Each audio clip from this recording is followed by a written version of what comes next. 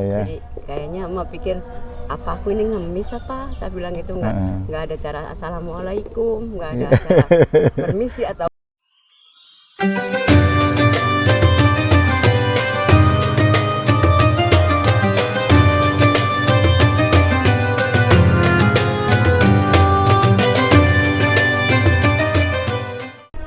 Assalamualaikum warahmatullahi wabarakatuh. Halo teman-teman semua, kembali lagi bersama kita di podcast Forsil TV. Hari ini kita akan membahas topik yang sangat menarik, tentunya tentang program pemakaman khusus untuk warga Muslim di Cikarang.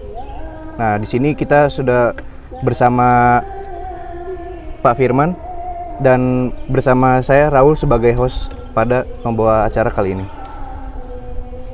Oke. Sebelumnya boleh diperkenalkan dulu Pak, ya. Latar belakang segala macam. Ya, baik. Terima kasih Mas Raul. Assalamualaikum warahmatullahi wabarakatuh.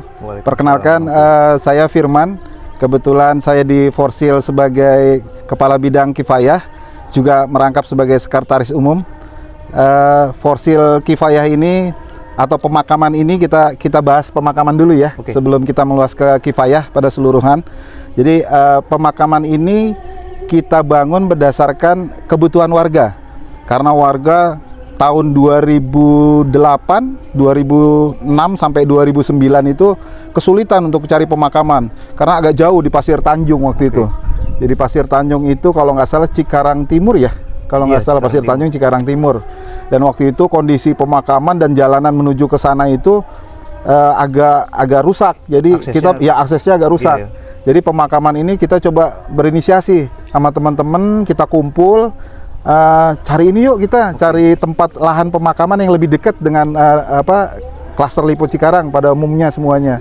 Jadi berkumpullah kita waktu itu kalau tahun 2007-2006 kita berkumpul di Masjid At-Taqwa, kita berinisiasi, kita cari tanah, ketemulah tanah ini 2008. Jadi pemakaman ini kita mulai di 2008 dan mulai pembangunannya di 2009. 2009. Ya. Berarti ini udah berapa lama, Pak? Kalau kita mulai pembangunan sampai sekarang itu berarti sekitar 24 tahun lah. Kita udah berada 25 tahun lah, hampir 25 tahun pemakaman ini. Siap. Ya. Nah, sebagai layanan pemakaman ini kan berbasis komunitas berarti Pak ya? Ya, betul. Gimana sih Pak respon awal masyarakat ketika tahu nih ada pemakaman Forsil Kifayah ini? Ya, sebenarnya boleh dibilang ini awalnya bukan berarti dari respon masyarakat, bahkan masyarakat yang meminta ke kita nih sebenarnya. Masyarakat meminta ke kita karena kita berkumpul waktu itu di At-Taqwa, terus kita cetuskan menjadi forum silaturahim. Maka masyarakat lewat forum silaturahim meminta forum silaturahim untuk mengadakan pemakaman. Karena kesulitan pemakaman dan kebetulan developer waktu itu sampai hari ini pun developer belum menyediakan lahan pemakaman. Seharusnya ya Lipo Cikarang sih, atau kita lihat dari perumahan-perumahan di luar Lipo Cikarang mungkin yang pernah saya lihat waktu itu di Cilengsi, mereka udah menyiapkan pemakaman ya, fasilitas pemakaman untuk warga. Nah, jadi 2009 kita bangun, kebetulan lahan pertama yang kita bangun itu seluas 750 meter persegi. 750 meter persegi. Nah, kita buat sedemikian rupa, mungkin nanti bisa kita review areanya, kita lihat sama-sama nanti seperti apa. Setelah itu tahap keduanya di 2012 baru kita membuat di arah selatan pemakaman, kita bangun satu fasilitas lagi, cuman belum kita bangun seperti ini. Berarti masih ini tanah. Sebenarnya berarti ada tempat lagi berarti nanti? Masih ada lagi satu ya. Dan itu udah jadi udah milik kita, milik forum silaturahim. Ini berarti termasuk lokasi yang pertama, Pak? Ini lokasi pertama yang kita duduk di sini, lokasi pertama. 2009. Terus gimana sih Pak cara kerja Forsil Kifayah ini? Mungkin bisa dijelaskan prosesnya mulai dari laporan kematian hingga nanti ke proses ke pemakaman gitu. Ya, jadi gini Mas, sebenarnya Kifayah ini tidak melulu masalah, kita bicara masalah pemakaman. Jadi mungkin nanti kita akan ada acara-acara Kifayah seperti waktu itu kita masalah pelatihan, waktu itu kita juga Kifayah, kita buat pelatihan cara pemakaman, kita juga pernah membuat acara-acara untuk bagaimana cara memakamkan, memandikan, atau kita sebut sebagai pemuliaan jenazah. Juga kita membuat tim sendiri Kita juga berharap kita punya ambulan, kita juga berharap kita punya fasilitas-fasilitas berobat dan lain-lain, sehingga itu bisa membantu warga Lipo Cikarang pada umumnya, dan sekitar sini sebenarnya juga kena efeknya juga, Mas. Jadi efeknya pertama, jalanan akses dari depan itu menuju ke sini itu kita yang bangun waktu awalnya tahun 2009. Jadi mulai dari jalan sampai dengan pemakaman, fasilitas pendukung lainnya, kita pernah juga buat kegiatan sosial di sini juga. Jadi Kifayah ini juga kita nggak di sini juga, kita juga bicara nanti berhubungan dengan departemen bidang sosial kita juga. Jadi banyak kegiatan-kegiatan harusnya. Kita sih berharap fasilitas-fasilitas lain selain pemakaman ini kita punya. Contohnya mungkin kita siapkan ambulan, sehingga ambulan yang selama ini kita masih pinjem atau kita berbayar, ada yang berbayar atau yang tidak berbayar. Nah, ini masih kita coba kaji lagi karena kebutuhan dananya cukup besar. Nah, untuk tadi yang Mas tanya masalah bagaimana prosesnya. Nah, iya. Sebenarnya prosesnya ini kita masih proses berdasarkan ini aja, kita punya tim Kifayah sendiri sebenarnya. Forsil punya bidang Kifayah yang timnya ada sekitar 5 atau 6 orang dan dibantu. Jadi Forsil ini, Kifayah ini dibantu sebenarnya. Dari setiap DKM kita punya perwakilan. Mereka setiap ada kematian di klaster, mereka akan hubungi kita. Kita, jadi dia akan meminjam lahan. Nah, minjam lahan ke kita, nanti untuk pemulihan jenazah biasa dilakukan oleh setiap DKM masing-masing. Jadi pada saat mereka ada kematian, berita kematian misalnya, nah ini nanti setiap DKM akan melakukan pemulihan jenazah sendiri-sendiri. Kalau klaster yang belum ada musola atau punya perkumpulan organisasi kemakmuran masjid atau DKM, maka kita Forsil akan turun langsung untuk membantu. Kan ada beberapa klaster yang sampai hari ini memang belum punya musola atau punya masjid, sehingga untuk menangani jenazah itu mereka masih kebingungan. Akhirnya mereka coba kontak Forsil. Nah, Forsil ini mulai menyediakan untuk fasilitas pemulihan jenazah seperti kain kafan, tempat pemandian jenazah. Pemandian jenazah ada orangnya dari kita juga tuh, Bang? Ada kita juga. Jadi kita bekerja sama dengan DKM-DKM terdekat, biasanya dari imamnya atau ustadz yang sudah dilatih untuk melakukan pemulihan jenazah. Nah, itu kita telepon, kita panggil jam berapapun, Mas. Jadi kita ditelepon jam 2 ya hadir, jam 2 subuh, malam. Ya, kita harus berangkat. Karena kita kan juga harus harus dilayani. Dilayani karena warga sendiri kan kebingungan biasanya. Wah, jam 2 nih, kemana nih harus saya kontak? Nah, kita punya hotline service juga. Nanti ada kontaknya, mungkin nanti bisa ditulis ini, nanti ada kontaknya kita, di hotline-nya kita. Setiap warga silakan, berhak juga untuk menelepon kita nantinya. Jadi mau jam berapapun kita akan layani. Mulai dari ambulan, ustadz yang memuliakan jenazah, sampai dengan penyolatan jenazah, masjid terdekat yang akan kita antar, bahkan ambulan pun nanti akan mengantar sampai ke posisi pemakaman nanti. Masya Allah. Iya. Oke, berarti tadi ada berarti tim khususnya itu semuanya berarti dari Forsil sendiri berarti? Dari Forsil sendiri. Jadi sebagian Forsil kita punya tim inti 5 orang yang akan mengkoordinir setiap kegiatan. Nanti kita akan kerjasama dengan DKM-DKM yang terdekat nanti. Nah, terus dalam menjalankan proses ini tuh, bagaimana Forsil Kifayah memastikan bahwa semua prosedur itu sesuai dengan syariat Islam, kan ini juga perlu diperhatikan nih, Pak. Betul. Jadi tantangan kita sebenarnya bagaimana setiap warga atau setiap jamaah warga muslim terutama itu harus punya knowledge atau ilmu mengenai bagaimana memuliakan jenazah. Makanya tahun lalu kita sempat membuat pelatihan, mungkin nanti akan ada tahap kedua lagi, kita akan membuat pelatihan pemulihan jenazah. Nah, ini yang akan kita lakukan nantinya. Jadi begitu ada berita kematian, nggak harus menunggu DKM terdekat, bahkan nanti jemaah si klaster itu juga mungkin ada yang kita kita ajak untuk sama-sama memuliakan jenazah. Dan dia ada ilmunya. Berarti kedepannya berarti nanti bakal ada program-program Forsil dari pelatihan-pelatihan itu ya? Ya, insya Allah. Bakal diinfoin semuanya di sosial media. Ya, nanti kita akan infokan semuanya nanti. Nah, pastikan dalam menjalankan program ini nih, Pak, ada tantangan tersendiri nih mungkin yang menurut Forsil sendiri yang sebagai tantangan yang cukup sulit untuk dilakukan lah. Iya, sebenarnya sih entah dari berbagai faktor manapun gitu. Jadi pertama, kalau dari masyarakat sendiri sebenarnya itu malah dukungan yang kita dapat. Dukungan alhamdulillah. penuh, bahkan kita nih diminta disupport terus lah, disupport terus oleh warga. Bagaimana pemakaman ini akan jadi lebih baik lagi. Bahkan kita, Pak, kenapa nggak diluaskan pemakamannya? Kenapa nggak ini? Kita akan support semuanya. Ya, cuman mungkin kita bertahap nantinya. Nah, untuk tantangan di luar mungkin masyarakat di sini sekitarnya ya, mungkin yang memang kita harus lakukan kegiatan-kegiatan sosial, mungkin pendekatan lebih dekat lagi sehingga masyarakat bisa terima. Kadang-kadang kan ambulan jam berapa kita masuk, masyarakat di sini kondisi sudah malam, mungkin kita harus ngasih sedikit sosialisasi lah. Betul. Sosialisasi ke masyarakat bahwa pemakaman ini kita buat juga untuk khusus untuk warga muslim, tapi juga masyarakat kena imbasnya karena salah satu pekerja di sini misalnya seperti gali uruk pemakaman, kita selalu pakai orang lokal di sini. Jadi orang lokal kita pakai, bahkan waktu saat pembangunan pemakaman ini, penjaga makamnya kita pakai dari orang lokal, namanya Pak Emat almarhum kebetulan.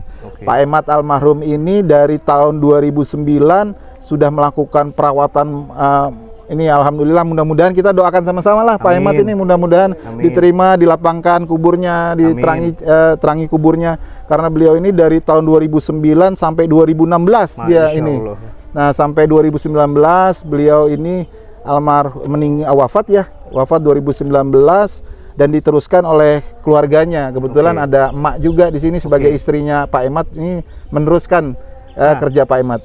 Ngomongin tentang Manike, saya sudah lihat dari kejauhan nih Pak.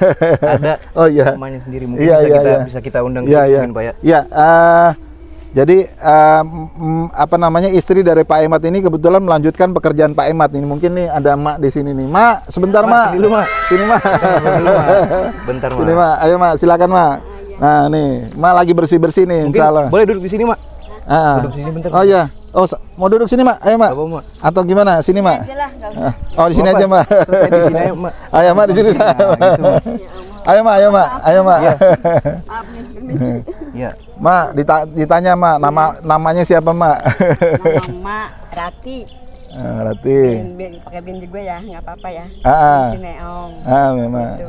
Mak usianya udah berapa Mak? Nggak tahu gimana ya. Usianya.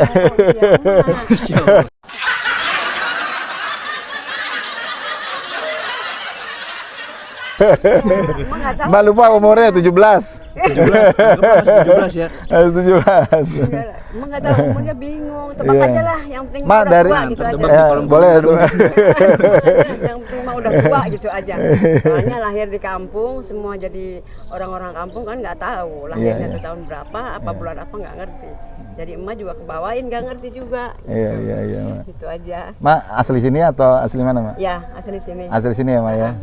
Mak asli sini, makanya ini adalah kebijakan Forsil memakai semua orang-orang lokal di sini. Iya. Terus Mak, anak-anak Mak juga sama-sama bantu ini juga ya Mak ya? Ikut bantu juga ya Mak? Kalau Mak perluin ya, Mak panggil lah, tolong bantu. Mak bilang, soalnya kalau musim hujan kan balanya ini yang nggak tahan kalau musim hujan. Kalau musim hujan kan Mak bilang, Mak kan sendiri udah tua, ikut dong bantu. Iya betul Mak, iya harus diajak Mak. Iya diajak. Iya, masa tanah sebesar ini sendirian encok Mak. Saya aja sendirian Mak, encok Mak. Ya itu makanya kalau musim hujan pasti tiap hari. Iya, karena rumput ini ya, rumputnya cepat untuk tumbuh ya. Iya. Mau nggak mau harus lebih ekstra lagi ya. Iya, ya itu makanya kalau anak-anak kerja gitu, Mak panggil, ayo bantuin Mak lah, bilang gitu. Nanti kan kalau bersih kan kita juga enak. Iya lah Mak, warga juga seneng. Mak, ini kebetulan lagi di shooting nih Mak. Kira-kira ada curhat-curhatnya Mak? Iya. Nih saya ini nggak Mak? Ntar pengurusnya galak nih. Nah, ya mungkin ada cerita-cerita Mak. Nggak galak Mak yang. Curhat Mak. Ya. Apa keluhannya nih selama mengurus? Ya itu aja, yang datang kadang-kadang nggak nanya, nggak assalamualaikum, kalau yang datang pun gitu aja. Dan lagi ya suka sebodoh aja kayaknya. Iya. Jadi kayaknya Emak pikir apa aku ini ngemis apa? Saya bilang itu nggak ada cara assalamualaikum, nggak ada cara permisi atau gimana gitu. Ya curhatlah, sekalian masuk kan. Terus masalah fasilitas yang dikasih ini Mak gimana? Ya alhamdulillah. Ya, kita setiap ada kekurangan kan kita langsung koordinasi ya, Ma ya. Siap, itu udah Mungkin pokoknya sebetulnya bisa dipertimbangkan bersama-sama, Pak ya. Iya, betul. Nanti ke depannya Mak mungkin ada regenerasi yang nanti Mak tunjuk nantinya ya, Ma ya. Jadi nggak Mak sendiri, semakin hari kan semakin tua nanti badan kita juga nggak kuat untuk ngurus. Ya, mungkin namanya anak-anak banyak ya saya ambil aja satu persatu atau gimana. Iya. Ma. Siap, Mak? Siap. Oke. Mantap, Mak. Silakan dilanjut, Mak. Terus, Semangat terus. Waalaikumsalam warahmatullahi wabarakatuh. Terima kasih, Mak. Dilanjut, Mak. Oke, ke depannya, tadi kan kita sudah bertemu sama Emak tuh, Pak ya. Oke, berarti ke depannya nih tentang rencana Forsil Kifayah ke depannya gimana nih, Pak? Iya. Mungkin dalam hal betul. Bentuk kerjasama sama mungkin sama komunitas lain, Pak? Iya. Jadi sebenarnya begini, kita juga nggak berharap kan, ini kan warga Muslim ini kan terdata kalau nggak salah 19.600 orang atau 5.500 kepala keluarga, Mas. Jadi kalau ngelihat lahannya ini aja yang sudah terisi okupansinya sebanyak 180 kurang lebih yang sudah menempati ini area sini. Kita sih berharap dari pihak developer itu juga bisa memberikan fasilitas dan saya dengar juga isunya bahwa Lipo Cikarang ini sudah memberikan fasilitas sebenarnya, cuman memang belum direalisasikan. Jadi kemungkinan Forsil ini juga tidak bicara masalah lahan yang ada di 750 kali 2 ini atau 1.500 totalnya. Tapi Forsil juga kemungkinan juga kalau sekiranya Lipo, insya Allah nih kita sama-sama doa ya, Lipo memberikan lahan sebanyak kalau nggak salah 20 hektar kalau nggak salah untuk pemakaman. Nah, Forsil juga akan terlibat di situ nanti untuk pengurusan pemakaman, nanti bagaimana menangani pemulihan jenazahnya. Jadi benar-benar Lipo itu mempercayakan kepada Forsil nanti. Kedepannya seperti itu. Dan yang paling secara ini ya fasilitas ya, kita sih berharap warga mendengarkan ini, kebutuhan-kebutuhan kekurangan kita seperti ambulan yang kita belum punya. Terus kita belum mempunyai sekretariat khusus Kifayah yang menempatkan tempat-tempat peralatan seperti tempat pemandian jenazah atau keranda, ada tempat khusus ya. Kita berharap sih ada warga yang mendengarkan ini sehingga memberikan fasilitas seperti yang kita harapkan itu. Amin. Mungkin kalau ada bisa di komen di kolom komentar tuh kali ya. Iya, boleh, silakan ya warga-warga. Ini mudah-mudahan ngelihat kondisi seperti ini, kerja keras kita, kerja bareng kita, kerja kifayah kita ini diterima oleh Allah lah. Insya Allah kita terima semuanya nanti yang terbaik buat dari warga. Amin. Oke. Kita udah nyampe di penghujung acara, mungkin sebelum kita tutup Pak, mungkin ada pesan-pesan untuk Forsil Kifayah ini ke depannya bagaimana Pak? Jadi sebenarnya ada sedikit informasi mengenai si pemakaman ini sendiri. Jadi pemakaman sendiri ini kan dulu kita mempunyai surat kepemilikan.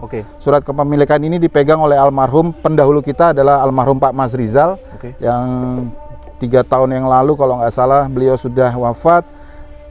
Tapi untuk legalitas si tanah ini juga yang perlu kita urus karena nanti takutnya ke depannya tanah ini kan berdekatan dengan Meikarta ya. Secara ini kita juga harus memperkuat legalitas ini. Kemungkinan nanti akan kita tingkatkan kepemilikan tanah ini menjadi hak milik atau punya milik yayasan. Maksudnya kita di under Yayasan Forum Silaturahim.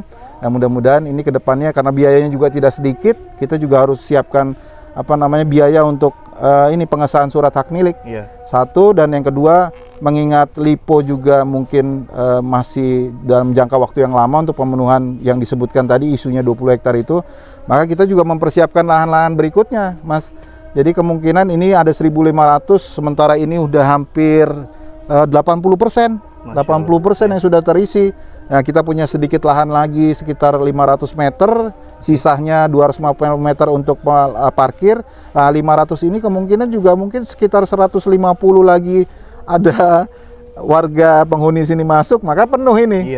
Nah, penuh. Jadi kita harapkan sih ke depannya warga mendengarkan ini juga, kita tambahkan lagi fasilitas tanahnya. Kebetulan juga kita sudah ditawarkan sama penduduk lokal tanah kosong untuk dijadikan pemakaman tambahan. Nah, ini mudah-mudahan ke depannya sih warga bisa support kita terus. Amin. Karena ini untuk bersama sih sebenarnya. Betul. Kalau kita sih pengurus belakangan aja yang ngisi tempat ini, biar warga dulu yang ngisi. Ya gitu sih tanah ininya. Nggak terlalu banyak. Kita berharap ini tetap didukung oleh warga. Amin. Karena selama ini iuran mungkin belum efektif ya Mas ya, karena sebegitu banyaknya warga harus kita kolektif dana juga agak kerepotan. Mungkin nanti kita akan buat struktur atau sistem yang akan lebih baik sehingga nih warga nih kalau ngasih iuran juga lebih cepat, lebih sistematis, jadi kita bisa mengumpulkan dana lebih banyak lagi. Ya, begitulah kira-kira. Ya mungkin ya kita doakan semoga mungkin Forsil Kifayah ke depannya makin lancar terus. Amin. Semoga semua yang kita nanti kita inginkan mungkin semoga tercapai kan. Amin. Buat sama-sama juga ya. Betul. Mungkin itu aja. Terima kasih banyak Pak untuk hari ini ya. Sama-sama. Mungkin ada mohon maaf sebelum kita tutup ada satu seksi yang ketika ketinggalan ya, ada sesi tanya jawab. Mungkin bisa ada pertanyaan mungkin. Ada. Izin Pak bertanya, ini dari follower kita atas nama Ayu Lestari. Ya. Nah, kata Ayu Lestari Pak di sini tadi menyangkut tentang kifayah pemakaman ini Pak, ada yang namanya iuran Pak.